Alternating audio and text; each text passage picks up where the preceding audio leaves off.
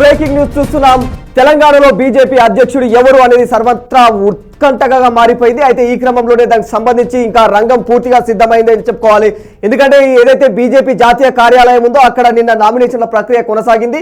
ఈ క్రమంలోనే జాతీయ నామినేషన్ల ప్రక్రియ అందులో భాగంగా ఎవరు అధ్యక్షుడు అనేది నామినేషన్ల ప్రక్రియ కొనసాగింది. ఇందులో భాగంగానే ఒక్కరు మాత్రమే నామినేషన్ వేసినట్టు తెలుస్తుంది. ఆ ఒక్కరు ఎవరు, అసలు ఎవరై ఉండొచ్చు అన్న కోణంలో ఇంకా సర్వత్రా ఉత్కంఠంగా మారిపోయింది. ఎవరు బీజేపీ తెలంగాణ బీజేపీ అధ్యక్షుడిగా ఎవరు ఎన్నిక కాబడతారు, ఎవరు అసలు ఎవరిని ఎన్నిక చేస్తుంది కేంద్రం కూడా అన్న కోణంలో అయితే సర్వత్రా ఈ విషయంలో మాత్రం ఆసక్తికరంగా మారిపోయిందని చెప్పుకోవాలి. ఇందులో భాగంగానే నిన్న ఏదైతే ఆదివారం నాడు కొనసాగినటువంటి మధ్యాహ్నం నుంచి సాయంత్రం 4 గంటల వరకు హైదరాబాద్ లోని బీజేపీ జాతీయ కార్యాలయంలో అయితే నామినేషన్ల ప్రక్రియ పూర్తి అయిపోయింది. ఒక్కరు మాత్రమే ఇందులో నామినేషన్ చేశారు. ఆ ఒక్కరు ఎవరు అనేది మాత్రమే ఇప్పుడు ఆసక్తికరంగా మారిపోయింది. ముఖ్యంగా మల్కాజిగిరి ఎంపీ ఈటెల రాజేందరా లేకపోతే మాజీ ఎమ్మెల్సీ రామచంద్రరావు అనేది మాత్రం ఇద్దరిలో ఎవరికే ఒక్కరికి మాత్రమే ఛాన్స్ ఉంటుంది. కాబట్టి ఇద్దరిలో ఎవరు అనేది సర్వత్రా ఆసక్తిగా మారిపోయింది. నిన్నటి వరకు మాత్రం ధర్మపురి అరవింద్ కావచ్చు, లేకపోతే డికే అరుణ కావచ్చు, వీళ్ళందరి పేర్లు వినిపించాయి. ఇంకా లక్ష్మణ్ పేరు వినిపించింది, ఇంకా ఈటెల రాజేందర్ ఇందరి పేరు వినిపించినప్పటికీ కూడా ఇప్పుడు ప్రస్తుతం కేవలం తెర మీదకి మాత్రం 2 పేర్లు మాత్రమే వినిపిస్తున్నాయి. అందులో ఒకటి ఈటెల రాజేందర్ అయితే ఇంకొకటి మాజీ ఎమ్మెల్సీ రామచంద్రరావు పేరు మాత్రమే వినిపిస్తోంది. మరి ఈ రోజు అధ్యక్షుడి ప్రకటించడం కోసం అయితే ఆదివారం రాత్రి ఎన్నికల రిటర్నింగ్ అధికారి కేంద్ర మంత్రి శోభా కరంద్లాజే కూడా హైదరాబాద్ వచ్చారు. ఇక ఈ రోజు మాత్రం ఖచ్చితంగా జాతీయ ప్రధాన కార్యదర్శి అయినటువంటి సునీల్ బన్సాల్ కూడా రానున్నారు.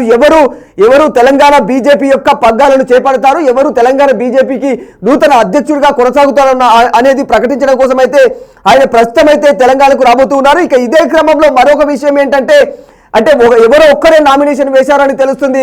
ఆ ఒక్కరు ఎవరు అనేది మాత్రం ఉత్కంఠంగా మారిపోయింది, అసలు ఆసక్తికరంగా మారిపోయింది ఈ టాపిక్ కాస్త. అయితే ఇందులో తెలంగాణ బీజేపీ అధ్యక్షుడిగా మాజీ ఎమ్మెల్సీ రామచంద్రరావు పేరు ఖరారైనట్లు కూడా కొందరు వ్యక్తపరుస్తున్నారు. అది మాత్రం ఇంకా అధికారికంగా ప్రకటన కాలేదు, కానీ ఇంకా రామచంద్రరావు పేరు వినిపిస్తుంది స్ట్రాంగ్ గా. ఇవాళ మధ్యాహ్నం ఆయన్ను నామినేషన్ల దాఖలు చేయాలని కూడా అధిష్టానం ఆదేశించినట్లు సమాచారం.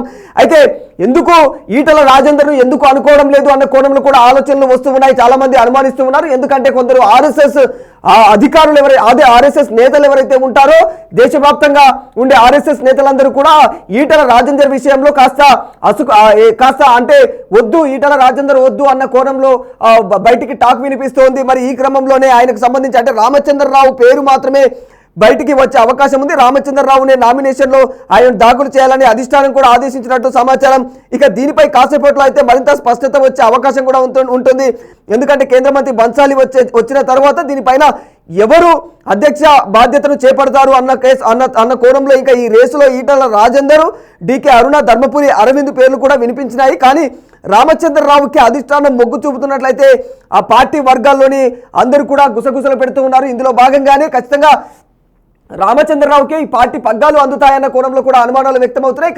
కానీ ఇక్కడ చాలా మంది అంటే ఈటెల రాజేందర్ వర్గానికి చెందిన వాళ్ళు మాత్రం ఖచ్చితంగా ఒక సీనియర్ నాయకుడు, ఆయన తెలంగాణ పరిస్థితులన్నీ కూడా తెలుసు, భౌగోళిక పరిస్థితులు కావచ్చు, రాజకీయ పరిస్థితులు కావచ్చు.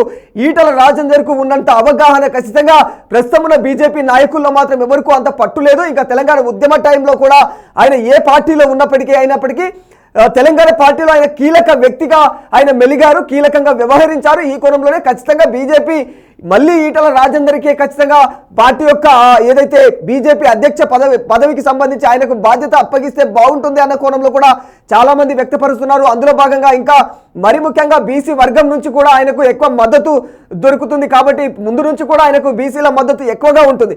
ఈ క్రమంలో ఒకవేళ ఎలక్షన్ల టైంలో కూడా ఖచ్చితంగా ఈటెల రాజేందర్ ఉంటేనే పార్టీకి బలం పెరిగే అవకాశం ఉంటుంది. అది అన్న కోణంలో ఈ క్రమంలో అయితే దీనికి సంబంధించి చాలా మంది వారి యొక్క ఆశాభావాన్ని వ్యక్తపరుస్తూ ఉన్నారు. అయినప్పటికీ కేంద్రం మొగ్గు మాత్రం ఖచ్చితంగా రామచంద్రరావు సైడే ఉన్నట్లయితే తెలుస్తుంది. మరి చూడాలి ఈ యొక్క పార్టీకి సంబంధించి బీజేపీ పార్టీలో అధ్యక్ష బాధ్యతను ఎవరిని కైవసం చేసుకొని ఉందనేది మరి ముందు వేచి చూడాల్సిందే.